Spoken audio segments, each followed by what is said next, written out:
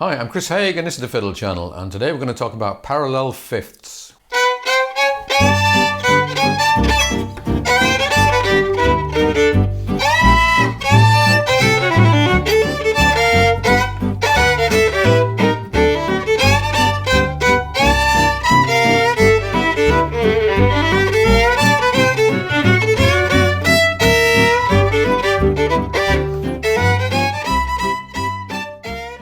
Parallel fifths is a technique that I often refer to.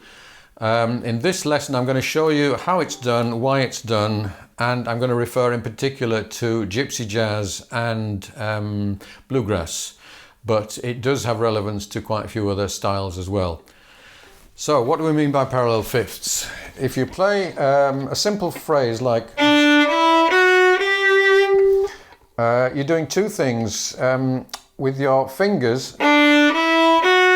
You're obviously fingering the notes that you're playing, but depending on the width of your fingers, you're probably touching a string on either side, on one side or the other. So in my case, I will naturally be fingering the A string at the same time, because my finger isn't thin enough to play that note without playing another note at the same time. But you angle your bow so that you don't hear the nasty sound that's going to come from the other finger. So parallel fifths is when you deliberately place your finger a little bit to the right of where you normally would, or possibly you just angle it round a little bit, so that instead of playing, you're going to play. And to do that, your bow has to either push down a little bit further or angle slightly to the right.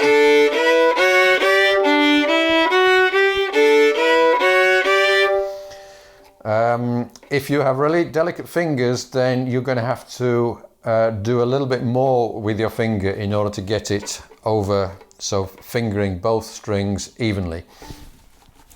But it's not a difficult thing, and the great thing about this is it sounds a lot more difficult and flashy than it actually is.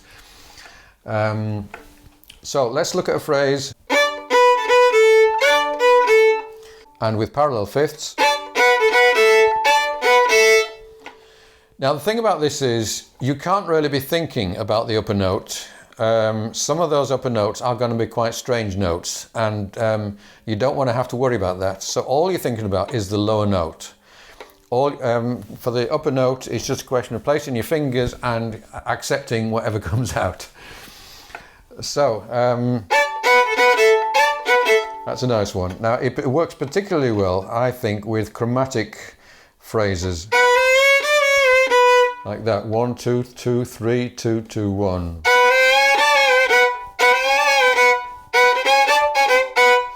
So let's play Lady Be Good, a little bit of Lady Be Good, and I'm just going to I'll do a bit of the melody and a bit of soloing, and I'll do loads of parallel fifths in there.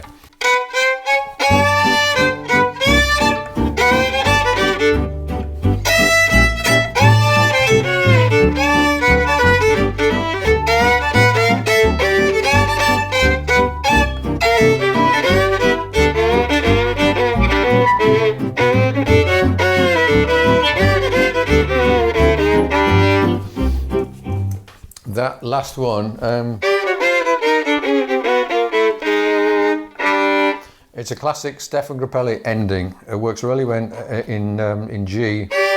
So we're going down chromatically all the way, and then you pause on the A flat, E flat,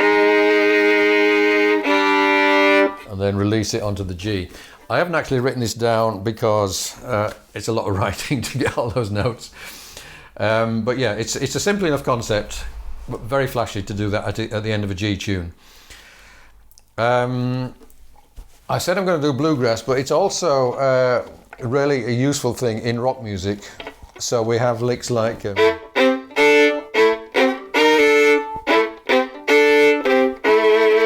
that kind of thing, where all we're playing is,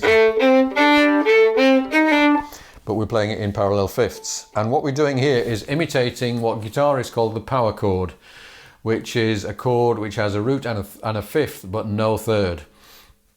And this is important in rock because rock guitarists often can't quite decide whether they're playing major or minor, as I discuss at length in my rock violin book.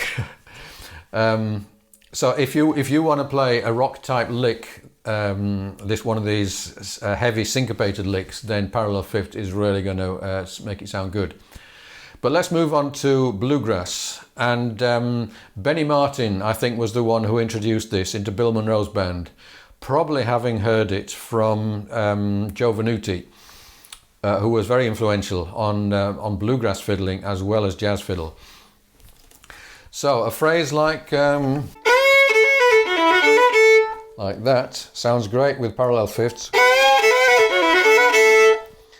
And the striking thing about this is that particular harmony, we're playing over an A chord. And this is the C sharp is a perfectly normal note for an A chord, but a G sharp is very unusual in bluegrass. It's a major 7, which is normally it's normally frowned on in bluegrass, but it jumps out at you. When I was sitting next to someone at a session and he played this, and what? Where did that come from? So I've copied that one ever since. And another Benny Martin thing is that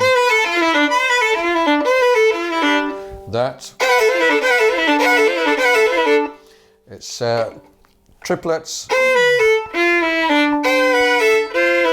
but played really fast. So I'm going to play you out with a bit of Rolling in My Sweet Baby's Arms, where I'm going to put in lots of these parallel fifth licks. If you'd like a copy of the sheet music for this little lesson, do subscribe to the channel, send me an email, I will send you a PDF. And all of my PDFs are available on my Patreon page. And it's people joining me on Patreon that keeps me providing these videos. Thanks for watching. I'll play you out with Rolling My Sweet Baby's Arms.